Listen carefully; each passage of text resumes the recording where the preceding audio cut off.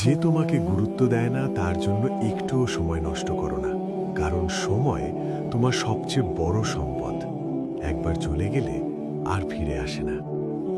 যে তোমার কথা শুনতে চায় না, যে তোমার অনুভূতিকে সম্মান করে না, তার কাছে তোমার উপস্থিতি কোনো দিনই মূল্যবান হবে না।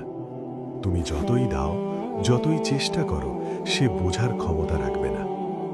বরং সেই সময়টা দাও তাদের যারা তোমার হাসিতে আনন্দ খুঁজে পায়, তোমার কষ্টে কাঁদে, আর তোমার স্বপ্নের পথে তোমার হাত ধরে রাখে। যারা সত্যিই তোমাকে ভালোবাসে, সম্মান করে, আর তোমার অস্তিত্বকে বিশেষ মনে করে।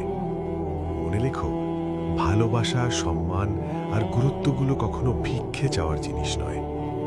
যেখানে তুমি বারবার অবহেলা পাবে, সেখানে থাকা মানে নিজের মর্যাদা ছোট করে ফেলা। নিজেকে এতটা অবমূল্যায়ন করো না যে কেউ তোমাকে গুরুত্ব না দিয়েও তোমার মূল্যবান সময় কেড়ে নিতে পারে। তাই নিজের মূল্যকে এতটা কমিয়ে দিও না যে তোমার গুরুত্ব না বোঝা মানুষও তোমার সময়ের মালিক হয়ে যায়।